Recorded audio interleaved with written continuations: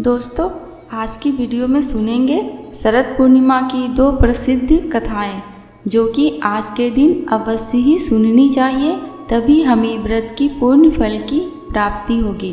इस साल 2023 में शरद पूर्णिमा 28 अक्टूबर शनिवार यानी कि आज है।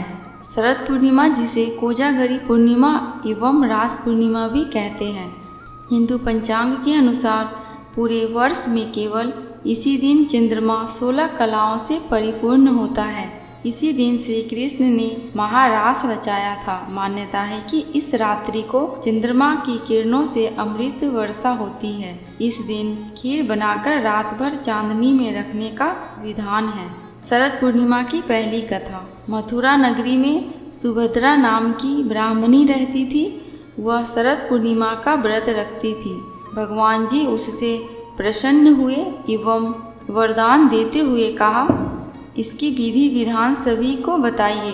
तब वह एक साहूकार को यह व्रत की विधि बताती है। साहूकार ध्यान से सुनने लगता है। सुभद्रा बोली, मैं शरद पूर्णिमा का व्रत करती हूँ, यह उसी का फल है। साहूकार ने पूछा, इसकी विधि क्या है? सुभद्रा बोली, एक लकड़ी के पाटे पर एक लोटा पवित्र जल भरकर रखे, एक रोली से स्वास्तिक चिन्ह लोटे पर बनाइए। इसके बाद पीतल के गिलास में गेहूं के दाने भरकर रख दे।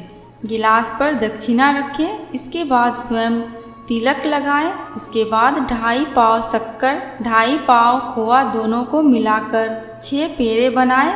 इसके बाद पूजन करके पेड़ा प्रभु को चढ़ाएं। दूसरा पेड़ा स्वयं पतिदेव ग्रहण करे। तीसरा पेड़ा अपने मान दान को दे, जैसे भांजे, भानज, ननद, बहन आदि को दिया जाएगा। चौथा पेड़ा अपनी सहेली से बदले, यानी सहेली ना बदले तो मंदिर में चढ़ाए। जो सहेली 6 माह व्रत रखे उसे ही पेड़ा दे। 5वां पेड़ा घर के सदस्यों को बांटे। 6ठा पेड़ा के 6 भाग बनाइए। तुलसी को चढ़ाए, गौ माता को खिलाए, अहिर को दे, गर्भवती स्त्री को दे, राहगीर बालक को दे, कुंवारी कन्या को खिलाए। इस प्रकार 6 पेड़ा वितरित करे। लोटे में रखे जल को चंद्रोदय के समय चंद्रमा को जल चढ़ाए। घर जाकर साहूकार ने पत्नी को व्रत रखने के लिए कहा। जब उसकी पत्नी ने व्रत की विधि पूछी तो साहूकार ने व्रत की विधि समझाई। तब उसने व्रत रखना प्रारंभ कर दिया, जिसका फल यह मिला कि साहूकार के यहाँ 2 कन्याओं का जन्म हुआ। बड़ी का नाम सावित्री और छोटी का नाम चंद्रमुखी। दोनों पूजन कार्यों में बहुत ही रुचि रखती थी एवं प्रतिदिन पूजन करती थी। यह देखकर कुछ समय बाद दोनों का ब्याह संपन्न घराने में कर दिया गया। दोनों बहन शरद पूर्णिमा का व्रत रखती थी।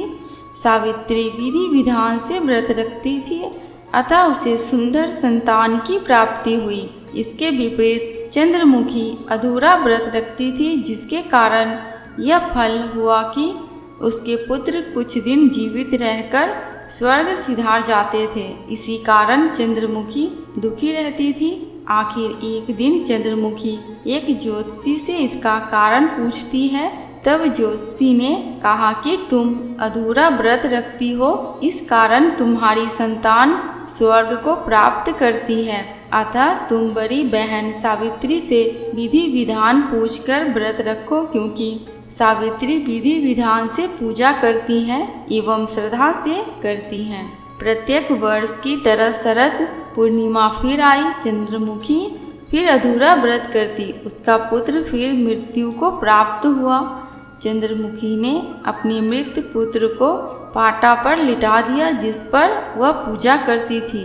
संयोग से प्रभु इच्छा से उसकी बड़ी बहन सावित्री उसी दिन घर पर आई। उसने तुरंत प्रभु का नाम लेकर मृत बालक के सिर पर हाथ फेरा तो वह जीवित हो उठा। चंद्रमुखी खुशी से नाच उठी। तब उसे शरद पूर्णिमा व्रत का महत्व समझ में आया।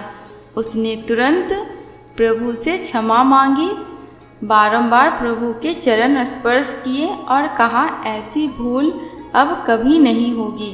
साथ ही सभी पड़ोस में सगे संबंधियों का यह व्रत करने की सलाह दी। वह व्रत की विधि विस्तार पूर्वक समझाने लगे। अतः इस व्रत के करने से प्रत्येक स्त्री व पुरुष सभी की मनोकामना पूरी हो जाती है। जैसे चंद्रमुखी की इच्छा पूर्ण हुई है, वैसे ही सबकी इच्छा पूरी करे। कथा समाप्त। शरद पूर्णिमा की दूसरी कथा। किसी नगर में एक साहूकार रहता था। उनकी 2 बेटियां थीं, जो हर महीने में आने वाली पूर्णिमा का व्रत रखा करती थी। इन दोनों बेटियों में बड़ी बेटी पूर्णिमा का व्रत तो पूरे विधि विधान से करती थी, लेकिन छोटी बेटी व्रत के नियमों का सही ढंग से पालन नहीं करती थी। यह बस व्रत के नाम पर खाना पूर्ति करती थी। साहूकार की दोनों बेटियां जैसे ही बड़ी हुई, पिता ने दोनों का विवाह करा दिया। बड़ी बेटी के घर समय पर स्वस्थ संतान ने जन्म लिया। वहीं छोटी बेटी को संतान तो हुई, लेकिन उसकी संतान ने जन्म लेने के तुरंत बाद मृत्यु को प्राप्त हुआ। इस तरह छोटी बेटी के साथ यह लगातार 2 से 3 बार हो गया। फिर उसने एक ब्राह्मण को बुलाकर अपनी पूरी गाथा सुनाई और इसके उपचार में उपाय बताने के लिए कहा।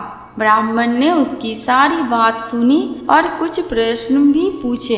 फिर कहा कि तुमने पूर्णिमा का व्रत तो किया है, लेकिन हमेशा अधूरा व्रत करती हो, इसलिए तुम्हें व्रत का पूर्ण फल नहीं मिल पा रहा है। तुम्हें अधूरे व्रत का दोष लग रहा है। ब्राह्मण की बात सुनकर लड़की बहुत ही दुखी हुई। फिर उसने पूरे विधि विधान से पूर्णिमा व्रत को करने का निर्णय लिया, लेकिन पूर्णिमा आने से पहले ही उसने एक बेटे को जन्म दिया। फिर से जन्म लेने के साथ ही बेटे की मृत्यु हो गई। हर बार ऐसी घटना से साहूकार की छोटी बेटी बहुत ही दुखी रहने लगी। उसने अपने बेटे के शव को एक पीढ़े पर रखा। इसे एक कपड़े से इस तरह ढका कि किसी को पता ना चले। इसके बाद उसने अपनी बड़ी बहन को बुलाया। उन्हें बैठने के लिए उसने वही पीढ़ा दे दिया। जैसे ही बड़ी बहन उस पीढ़े पर बैठने लगती है तो उसके लहंगे का हिस्सा बच्चे में स्पर्श हुआ और वह जीवित होकर रोने लगा। बच्चे के रोने की आवाज़ सुनी बड़ी बहन घबरा गई। फिर छोटी बहन को उसने डांट लगाई। बड़ी बहन ने क्रोधित होकर कहा कि ये तुमने क्या किया? क्या तुम मुझ पर बच्चे की हत्या का कलंक लगाना चाहती हो? मेरे बैठने से अगर बच्चे की मृत्यु हो जाती तो? बहन के गुस्से को नियंत्रित करते हुए छोटी बहन ने उत्तर दिया, यह बच्चा तो मरा हुआ ही था। दीदी, तुम्हारे स्पर्श से ही तो यह पुनः जीवित हुआ है।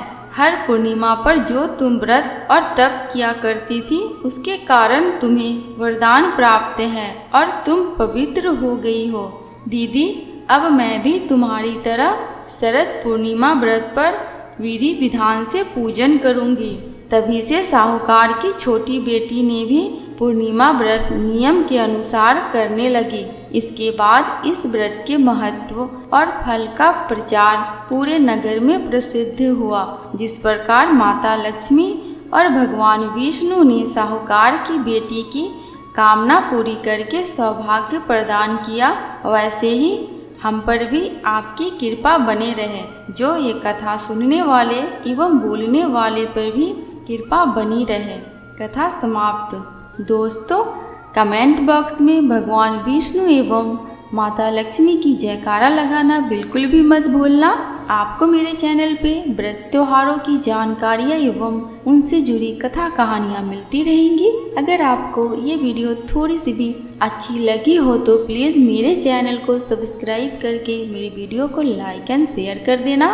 अंत तक वीडियो में बने रहने के लिए आपका दिल से बहुत बहुत शुक्रिया।